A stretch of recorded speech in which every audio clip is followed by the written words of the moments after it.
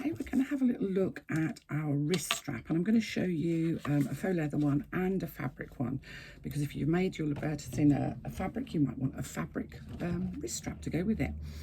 So it's fairly simple, and you can choose your hardware according to which strap connector you're using. If you've used a D-ring on the side, then you will need a swivel clip.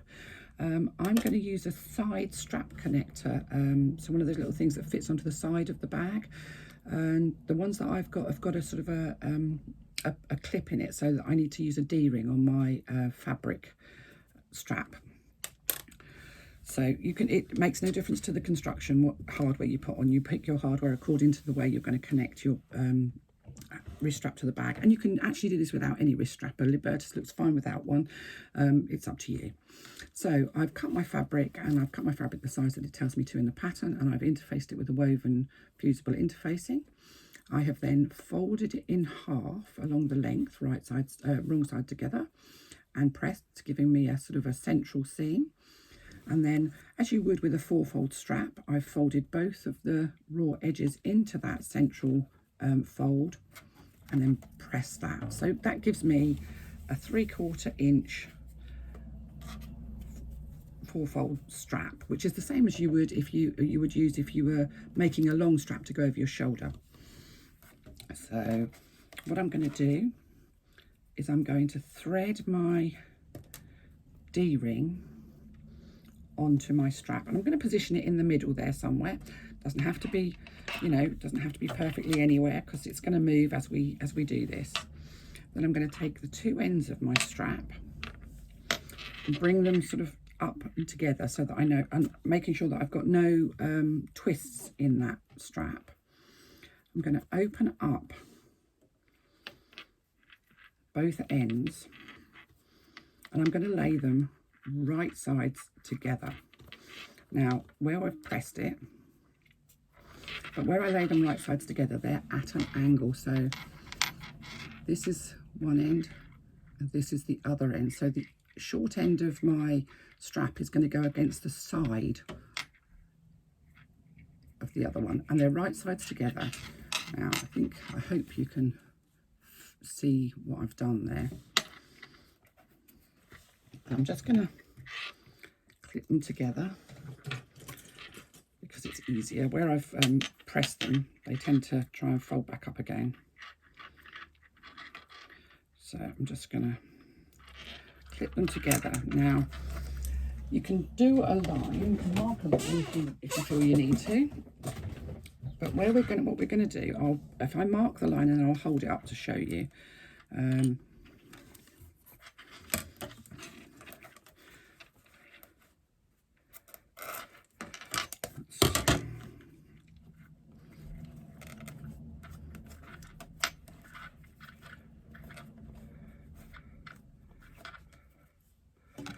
Might be easier without that clip on, actually, because then I can put my ruler that side.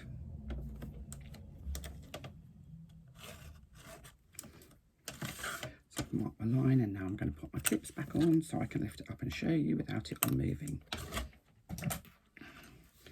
So with our two pieces butted up together at 90 degrees to each other, I'm going to do a line. I've drawn a line that goes from this corner here to the point where the corner behind meets. So effectively it's at 45 degrees from the outside corner, and I'm going to stitch along that line. There are lots of ways of making wrist straps, but most of them involve a bulky area where you've got extra layers of fabric or faux leather, and I just don't like that. I like to see a continuous strap. Now, I've made my strap 18 inches long. If you like a longer wrist strap, if you've got big hands or you prefer something a little longer, that's fine. You can use a longer strap, or you can use a shorter one if it suits you. So I've literally just stitched along that line. I can now remove those clips, and I can trim off that outside triangle that we've created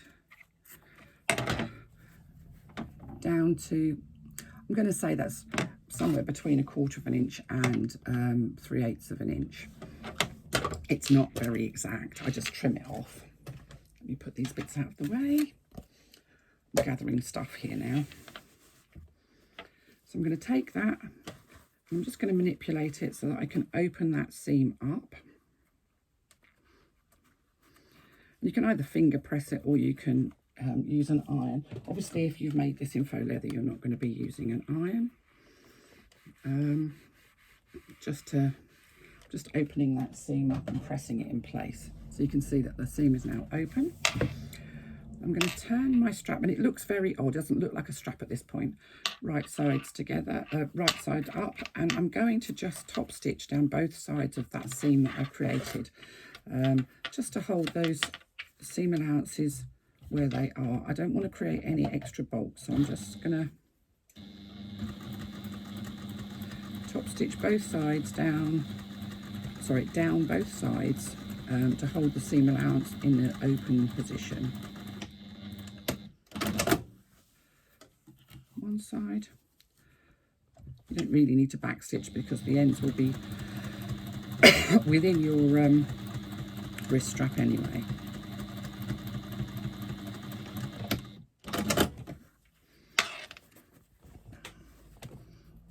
I don't know, actually, because I've used quite a light thread on there. The only shame of it is with this stripy stuff is that I didn't think to try and pattern match it. But to be honest, it would have taken me a fortnight to do and you'd have all been asleep. So with that made into a circle, which is what you've effectively created now, you can redo your folds that you pressed in earlier on and pop clips on as you go round. So just put the folds back in. Let's find some more clips.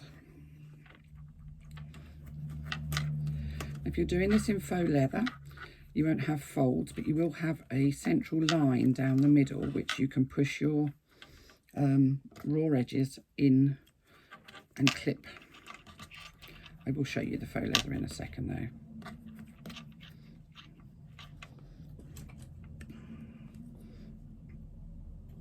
Just got a bit of stray thread there. That's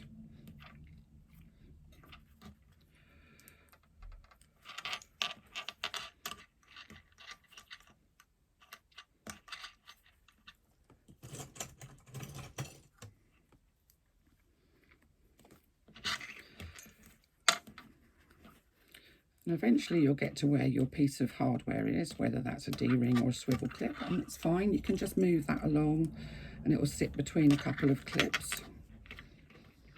I'm just being cautious that I match up the stripes on the top and the bottom here. So now I've got a folded sort of circle of fabric that's got the folds on this side, but all the raw edges are caught in the middle, and I have a D-ring that's floating about on there, but it's a full circle, so there's no joins. Where you did your join, you've got a nice horizontal line of stitching. And all I'm going to do is I'm going to top stitch down both sides of that strap. Now, you will find that you eventually get to where the D-ring is. Now, I find it's easiest to start just after the D-ring, so wherever that D-ring sits, I start just after it, and I'm stitching. You can see, because I've got a flatbed machine, I'm kind of stitching on the inside of that circle that I've created. So I'm just gonna, so just one back stitch at the beginning,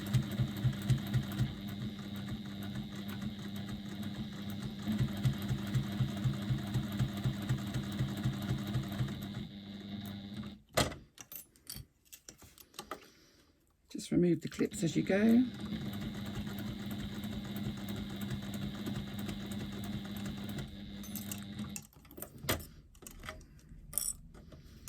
Making sure that those folded edges, and that's the edge that I do first, stay nicely together with each other, so you get a nice neat edge on your wrist strap.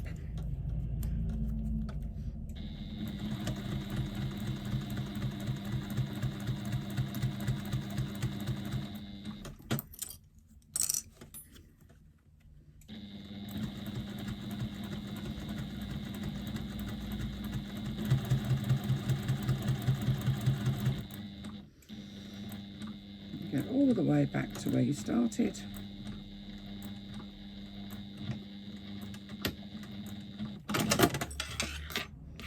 And trim off any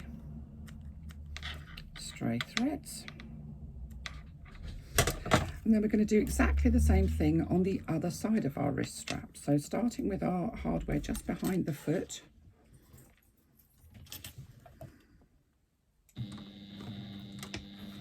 One back stitch to start, just to secure my stitching.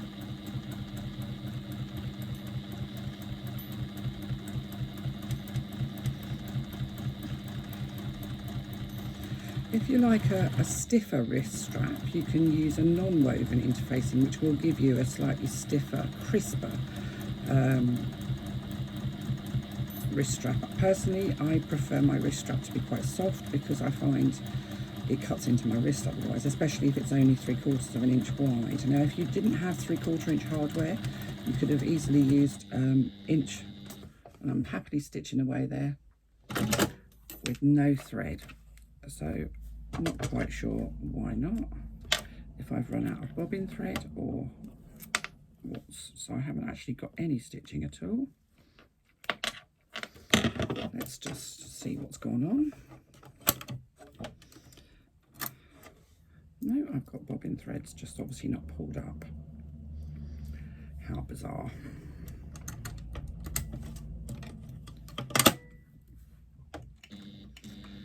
Don't know how often I've done that, where you carry on stitching and just takes you forever to realise that you're just actually stitching away, but you don't have any thread in your machine. So let's just pop that back in. Got a little end of thread there. Right, let's start again.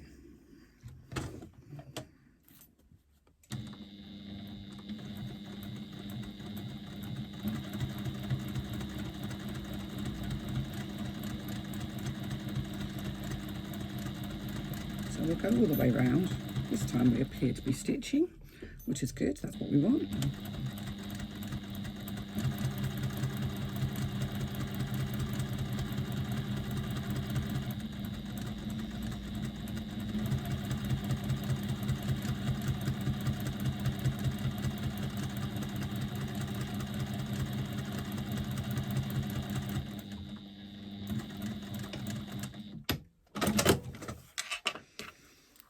Get rid of any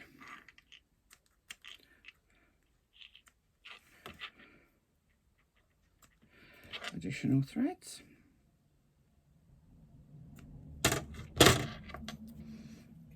Now you can fold your strap any way you like.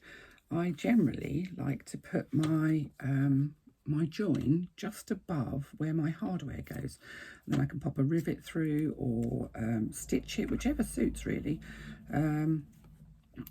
Obviously fabric ones are easy to stitch because they're not too thick, although there are 8 layers of fabric and 8 layers of interfacing there. That is quite a lot. Some machines will bulk at that, but on this instance I am actually going to stitch this one. And what I'm going to do, I've folded it now, actually, because I haven't pattern matched here, you can see where the join is. So my D-ring is sitting down there, and I'm actually going to stitch along that join, which means that on the back I'll just have a horizontal line of stitching, but on the front nobody will be able to actually see where I've joined, where I've actually secured my strap.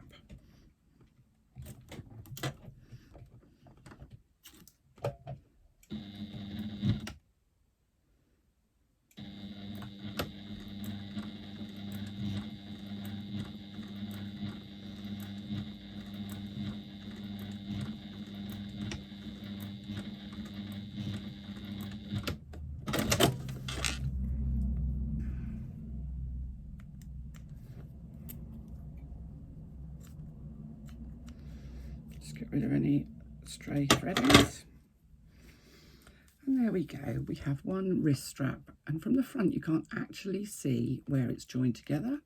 From the back you have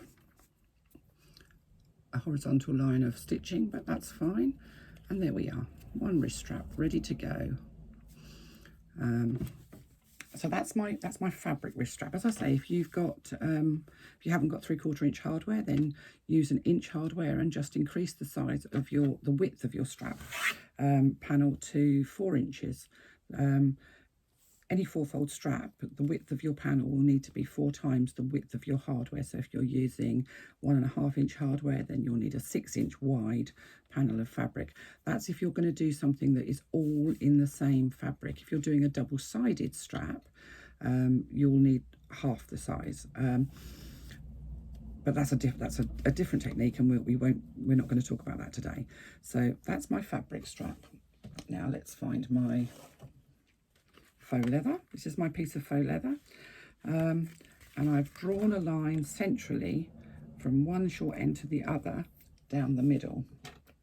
Now obviously I can't press this into folds, so what I'm going to do is I need to change my thread, because I don't really want pale pink thread on here. So let me just do that while I'm thinking about it, because it will look awful with pale pink thread.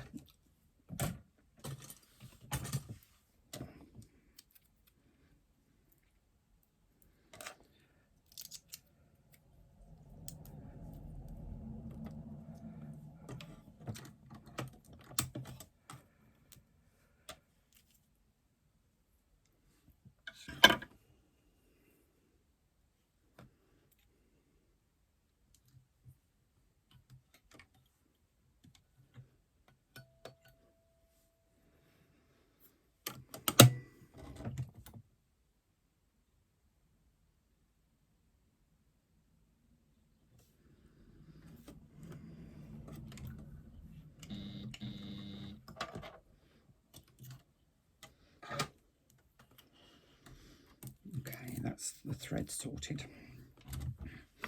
Okay, so here's my strap panel. Let's move that out of the way, and here's my bit of hardware.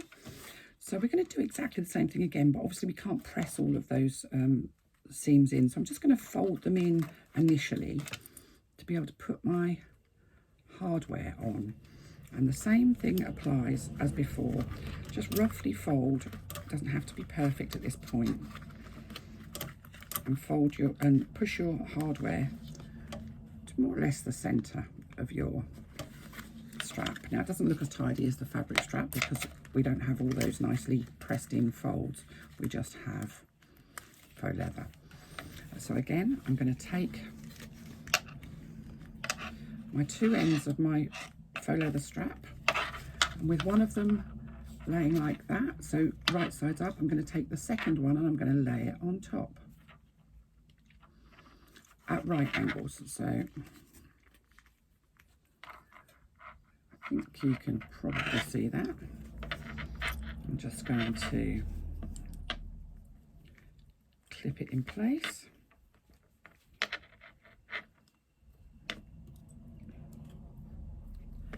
And I'm going to take my pen.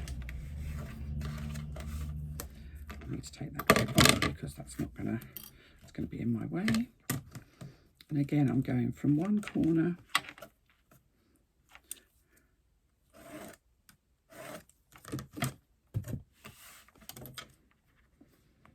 the clip back on so you can see. So from one corner to the other corner. So this is the corner of the front faux leather, so the bit that's there, and the corner of the reverse faux leather is basically right behind that little mark. And again, we're going to stitch across there to secure those two pieces together. Remember, they're right sides together.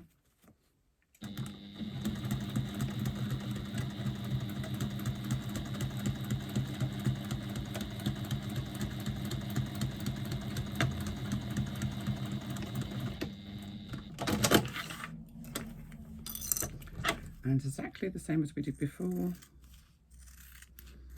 trimming off that excess triangle, opening it up, and you have to just finger press those seams out, but we are going to top stitch those seam allowances open on both sides of the strap. You do have to kind of manipulate this a little bit because it is quite tight, but it's quite doable. If you don't top stitch the seam allowance open, it gets really bulky there, and you don't get a nice sort of streamlined looking wrist strap.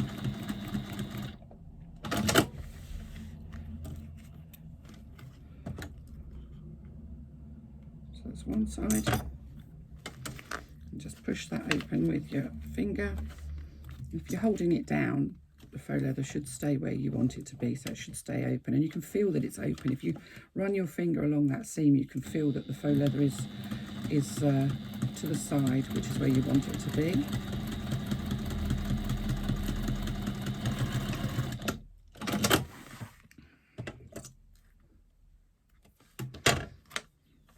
So you can see there that that's been stitched open. And what you sometimes get is a little tiny bit of additional, where you've bent the seam allowance open, a little tiny bit on the side. You can remove that because it just gets in the way. It is only a tiny bit. But what you should have is effectively a continuous run, and where you've joined your two pieces of fabric, you don't have lumps and bumps either side. It should be a continuous straight run of fabric. Now, as we did before with our fabric one, we're now going to fold the raw edges into the middle. Now, if it's easier for you to do one at a time, then do one at a time and then come back and do the other side. I have to say I generally do them both at the same time and then fold them together, because I'm too I'm too lazy, because I know I can, and I've never had an issue doing it like that. So I basically just fold both sides into that central line and then clip them.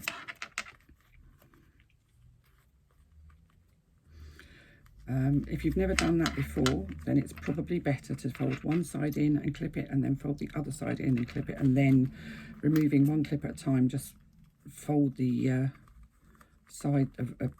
clip the sides together to clip the two folds together.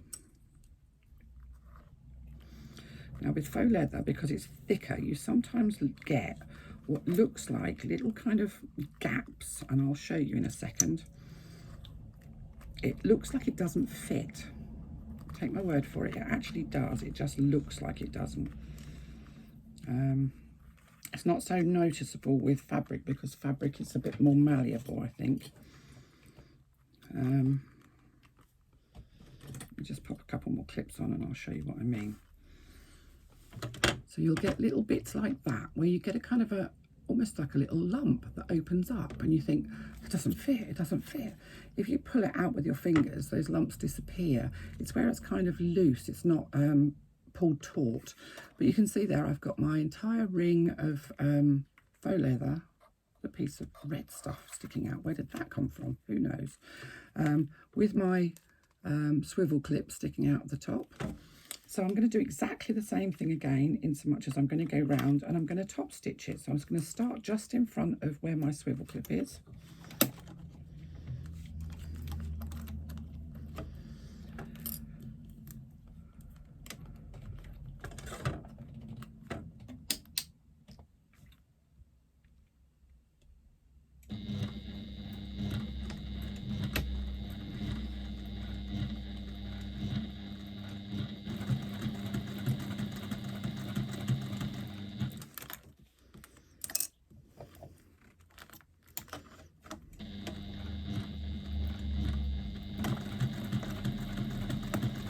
You do have to do this quite slowly because you've got clips all the way around, and sometimes if your swivel clip's quite tight, you sometimes have to move the swivel clip as well.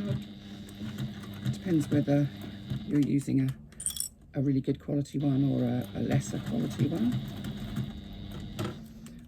Also depends on how thick your faux leather is as to how accurate your 3/4 inch strap turns out to be. Go slowly when you go over that join, because that's got a little bit of extra there. But we join in that horizontal fashion because it means that the joins then are offset as we top stitch. So on one side they're further along than they are on the other, so it reduces the bulk as well as making your strap look tidier.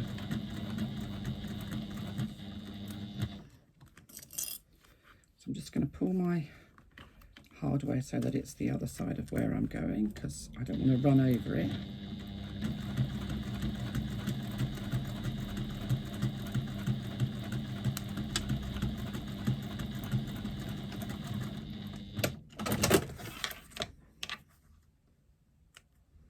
Get rid of any ends.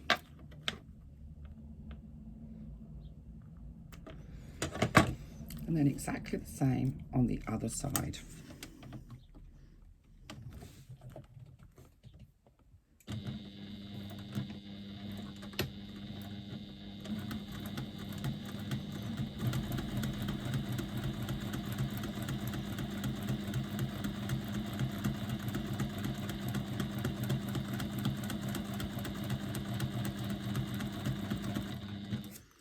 You can see I'm stitching kind of on the inside. It's on the inside of the circle.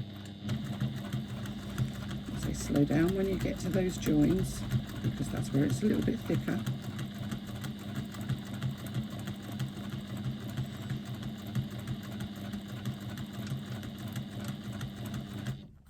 Just move my hardware out of the way.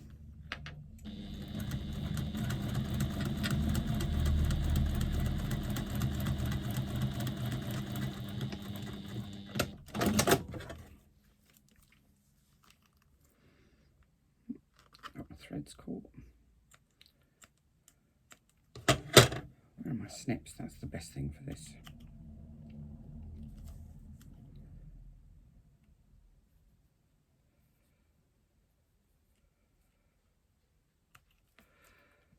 Okay, so that's my